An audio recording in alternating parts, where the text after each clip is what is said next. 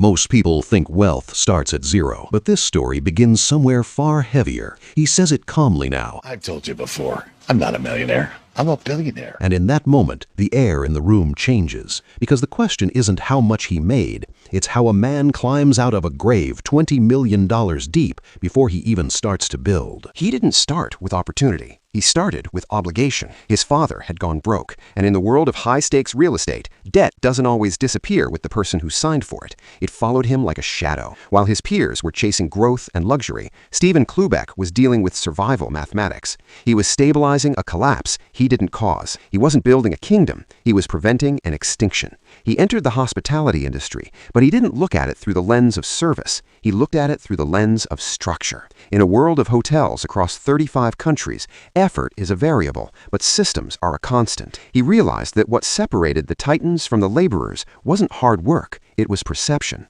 Most people in business are so busy talking, selling, and convincing that they never actually hear the information being handed to them. He paid attention to what people reveal when they finally feel listened to. He understood that customers don't hide demand. They reveal it in their patterns of frustration. Partners don't hide weakness. It shows in the microseconds of hesitation before they answer. Banks don't hide their internal fears. It shows in how they price risk. But none of that matters if you are constantly talking over the signal.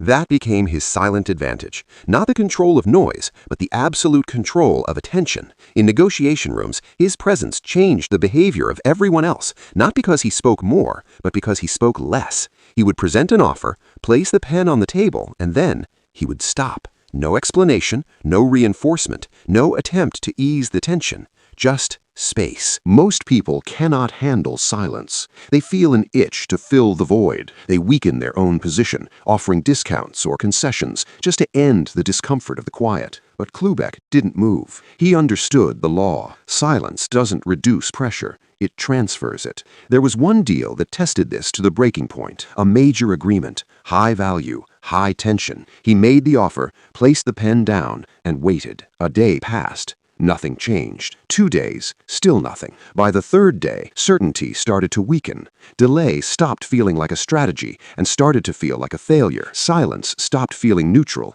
It started to feel like a weight. The real negotiation wasn't the money anymore. It was the ability to withstand the pause. He felt the same pressure. He felt the urge to speak, to adjust the terms, to make the call and just hear a human voice, but he didn't. By the fourth day, the silence wasn't empty anymore. It had gravity. A week later, the deal closed exactly on his terms. That moment became a rule he never broke again. Pressure doesn't destroy leverage, impatience does. As his company, Diamond Resorts, expanded across the globe, he applied this same clinical distance to the banking system. He never treated banks as opponents. He studied the architecture of what kept them stable and aligned his company with it.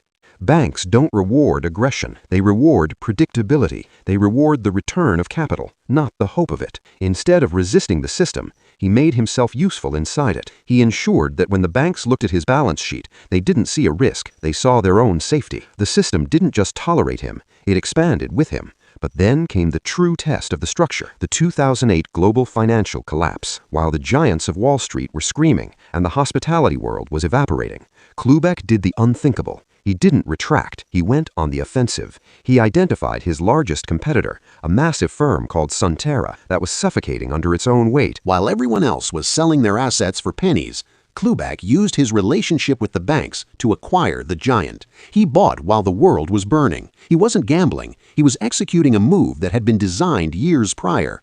He had built the conditions for this outcome when the sun was still shining. Years later, the empire was sold. $3.3 billion in enterprise value. But for a man like Cloobeck, that number never explained what actually happened. By the time the deal closed, the money was the least interesting part of the story. What mattered was what had been built long before anyone saw the exit. A structure that didn't depend on his daily presence. A reputation that arrived in the room 5 minutes before he did. A network that didn't behave like a list of contacts, but like reinforced infrastructure. That's where most people misunderstand success. They think the exit is the finish line. But for the silent strategist, the exit is just confirmation that the system has already won. The real game was never the money. It was the design of the system that made the money unavoidable. If you want to go deeper into how systems thinking and the laws of human capital compound over time, I've placed 2 resources in the description. One for free audiobooks to sharpen your perception, and another for daily summaries designed to redesign how you think, not just what you know.